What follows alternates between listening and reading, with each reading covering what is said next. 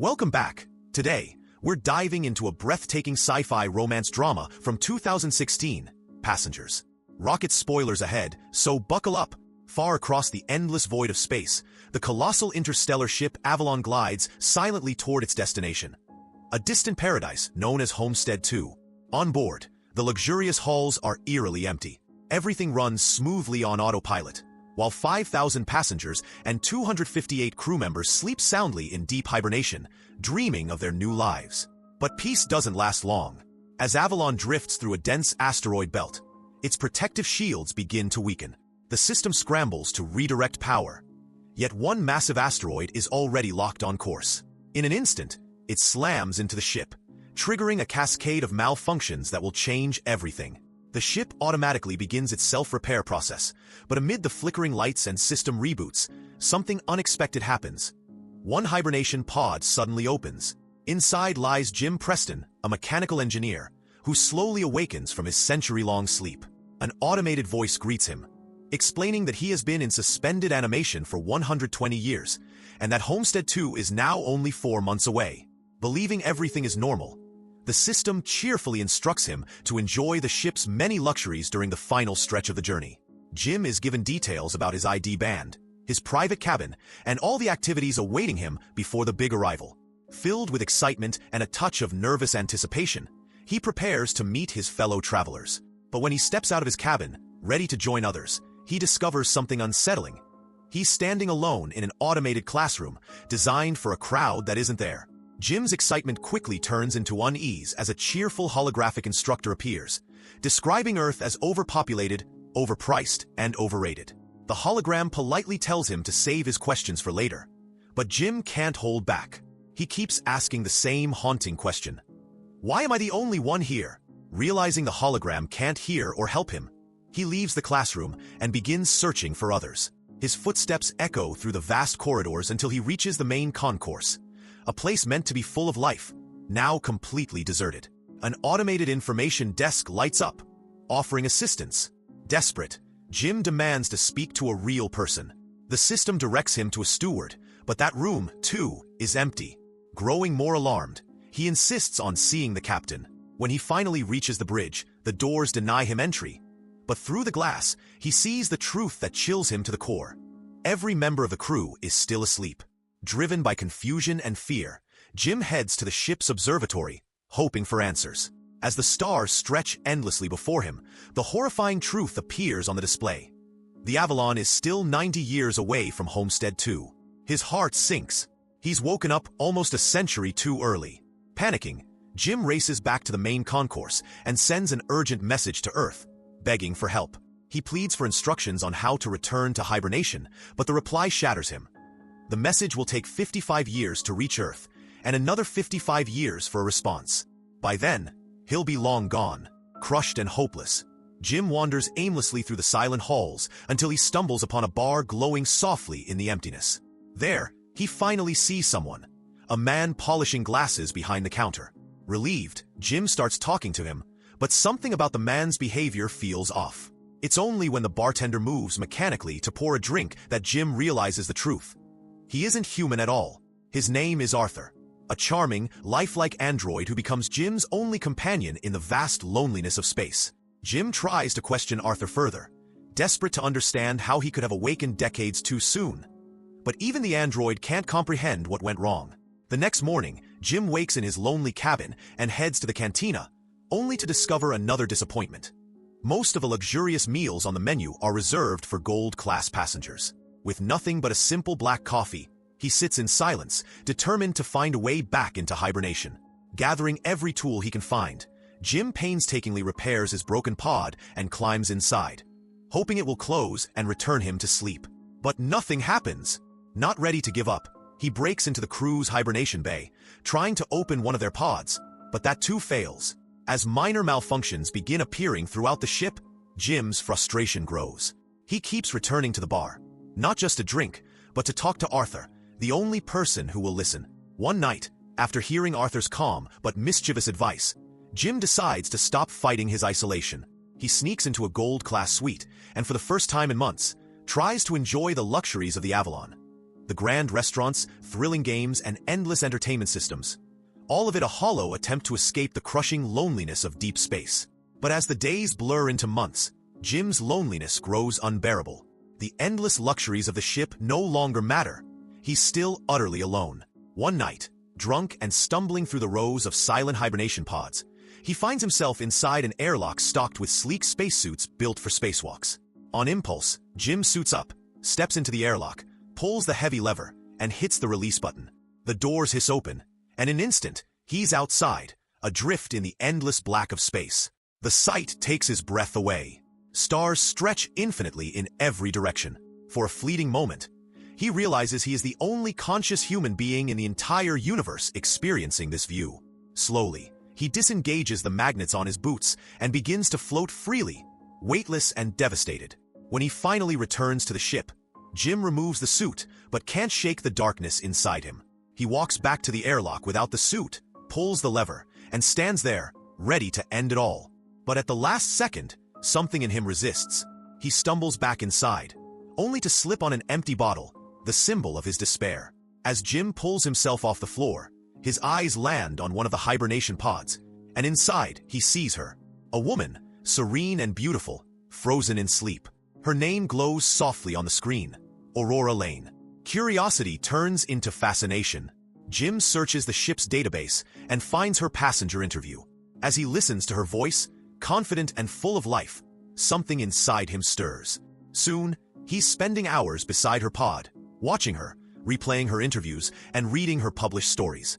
Back at the bar, he discusses her writing with Arthur, captivated by every word she ever wrote. But the deeper he falls for her, the more cruelly ironic his fate seems. He left Earth chasing a better life, only to wake up too early. And now, he's found the perfect woman, but she's forever out of reach. The thought consumes him. Jim can't stop wondering, what if he woke her up? He debates it endlessly with Arthur, trying to justify the impossible. Yet, the truth is brutal. If he brings her back, he'll be condemning her to die on this ship with him. At first, Jim resists the idea, but as the days pass, the thought consumes him. One day, he gives in. He approaches her pod and successfully wakes her up. As she begins to awaken, going through the same confusion he once felt, Jim hides and quietly returns to his cabin. Later, he heads to the main hall, hoping to see her. And there she is, lost and disoriented just like he was a year ago. Jim explains that they're the only two awake and leads her to the observatory. There, he admits he can't reach the crew or access the ship's main controls. Panic sets in, and Aurora desperately tries to return to her pod.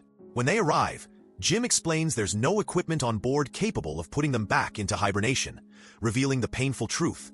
They're stranded. They return to the concourse, and he advises her to rest after her long sleep.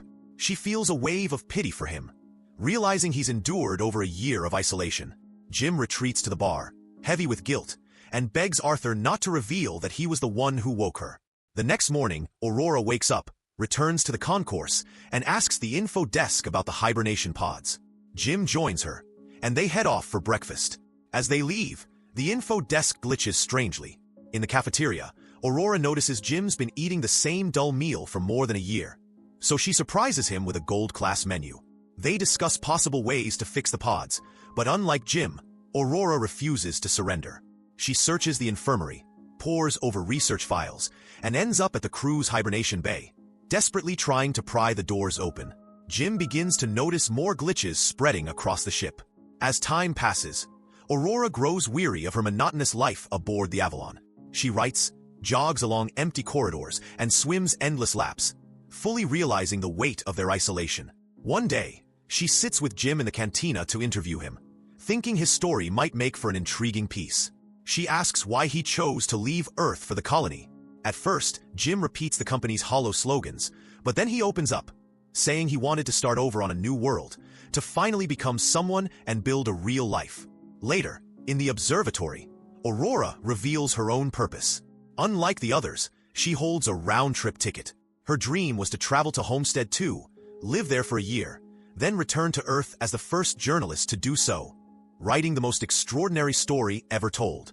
Gradually, she loses hope of fixing their situation, so Jim finds a way to lift her spirits. He takes her dancing, to the movies, and even to the basketball court. Finally, Jim takes her to the bar to meet Arthur.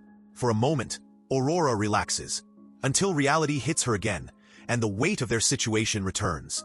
Jim stays behind with the android, guilt gnawing at him for what he's done. Soon after, he's seen working on something, and later, Aurora enters the observatory to find a miniature replica of the Chrysler building he's crafted just for her. Not long after, they share a dinner date at the bar, trading stories about their pasts. Aurora confides that her father passed away when she was a teenager. Afterward, Jim leads her to the airlock, where they suit up and step out for a breathtaking spacewalk. For the first time, Jim has someone to share the wonder of the universe with. He switches off the magnetic grips on their boots, and together they drift weightlessly among the stars. When they return inside, they share a passionate kiss, retreat to his cabin, and spend the night together. Before long, they begin living as a couple. Aurora moves into his cabin, continues her writing, and they run, eat, and sleep side by side each day. Jim continues exploring the ship and discovers the hydroponics bay, where he picks fresh flowers to surprise Aurora. When the Avalon passes near a red giant, they rush to the observatory to witness the fiery spectacle. It happens to be Aurora's birthday, so that night they celebrate with dinner in one of the ship's restaurants, then head to the bar. While Aurora chats with Arthur, Jim slips away to prepare the ring he's crafted for her. But Arthur, unaware it's a secret, accidentally reveals that Jim was the one who woke her up. Moments later, Jim returns, only to face Aurora's stunned and furious confrontation. She storms out, terrified and betrayed. When Jim returns to his cabin, all her belongings are gone. The next day, he finds her in the cantina, but as soon as he tries to speak, she bolts away. Consumed by anger, Aurora bursts into his cabin one night, hitting and kicking him in a rage, nearly losing control. With her avoiding him afterward, Jim speaks through the comm system, trying to explain. He confesses he fell in love with her, but Aurora is broken, unable to forgive him for stealing her life. One night, while Jim is in his cabin, another malfunction strikes. The ship suffers a critical system failure, and the main command suddenly shuts down. Later, as he steps into the elevator, it glitches again. Meanwhile, Aurora walks into the main concourse and discovers that Jim has planted a small tree there. She heads to the cantina, only to find the food dispensers breaking down too. Suddenly, a voice echoes through the comm system. It's the ship's deck chief, asking who planted the tree. Startled, both rush to the concourse, where they meet Gus Mancuso standing before Jim's tree. After introductions, they explain everything to him. But Mancuso can't understand how 3 pods could have failed at once. He leads them to the bridge, where he confirms a serious problem with the ship systems, though the data must be checked manually. As they leave the bridge, a maintenance robot nearly crashes onto them. They tell Mancuso that malfunctions are happening all over the ship, growing worse each day. He insists that's impossible, and shows them how to collect diagnostic data. Later, Mancuso inspects the hibernation pods. Jim joins him, revealing that he's finally figured out what caused Aurora's pod to fail. The deck chief is horrified when he learns what Jim has done. Later, while analyzing the gathered data on the bridge, Aurora joins him. They discuss the malfunction of her pod, but he admits there's nothing he can do to change it. Jim enters carrying the 16th broken robot. Mancuso, weakened by hibernation sickness, decides to rest. But as he leaves, he suddenly coughs up blood. That night, Aurora lies awake, unable to sleep, and goes for a late swim. Without warning, gravity across the ship fails, and she's trapped in a floating mass of water, struggling to breathe. Just as she's about to drown, the gravity drive resets, allowing her to escape by a hair. Moments later, she and Jim cross paths, both rushing to find Mancuso. Back on the bridge, the 3 begin piecing together the mystery. Mancuso discovers that a catastrophic event occurred 2 years earlier, crippling one of the ship's main systems. Now, every part of the Avalon is straining to compensate. Unless they locate and repair the failure, the entire vessel will be lost. They set out to track it down. But before long, Mancuso collapses, and Jim and Aurora race to carry him to the infirmary. He's dying, and no treatment can save him or even buy him more time. Later, the 3 gather in the observatory, where Mancuso hands Jim his ID bracelet, urging them to fix the ship, then dies moments later. Suddenly, warning lights flash red, and the entire vessel begins to tremble violently. Jim shouts for Aurora's help, and they sprint toward engineering, but a failure hits the gravity drive again. And almost immediately, another malfunction strikes Arthur, forcing Jim to shut him down. When they finally reach engineering, they begin searching for the source of the chaos. They find it in the power plant, and as they open the hatch, Aurora is violently sucked inside. A massive asteroid has torn a hole through the hull in that section. Jim is pulled in two, barely clinging to the hatch as it closes on him. Eventually, the force drags him out, but together they manage to seal the breach just in time. Yet as soon as they stabilize the system, Jim realizes with horror, there's more than one rupture in the hull. Following the meteor's path, they discover it struck the reactor control computer. Jim believes he can find spare parts to repair it. Together, they locate the damaged component and replace it, but the automatic venting still fails. They attempt to do it manually. Yet once again, the system refuses to respond. Jim quickly realizes he'll have to open the vent door from outside the ship to cool the reactor. At the airlock, as he prepares to leave, Jim hands Aurora Mancuso's bracelet, his silent way of saying goodbye. She helps him suit up, and before he steps out, she begs him to return, saying she can't live on the ship without him. Aurora races back to the reactor room, where temperatures have already reached dangerous levels. A sudden blast from the overheated reactor strikes her arm, just as Jim approaches the vent door from outside. Inside, the heat grows unbearable while he fights to override the mechanism. Then, with grim determination, Jim realizes there's only one way. The vent must be held open manually. He radios Aurora, telling her the only way to save the ship means risking his own life. Aurora hates the plan, but Jim insists and urges her to vent the reactor. She pleads with him not to do it. They argue, but he reminds her they must save everyone else aboard. Reluctantly, she vents the reactor. The operation works, but the sudden blast of fumes throws Jim backward, snapping his tether and sending him drifting into space. His suit pressure starts dropping fast. Jim tells Aurora what happened, and she rushes to grab another suit to rescue him. As she suits up, he apologizes one last time. Aurora launches out into space, but her tether isn't long enough. She's yanked back. At the last second, she catches his loose line and manages to pull him toward the airlock. Dragging Jim into the infirmary, she discovers he's lifeless.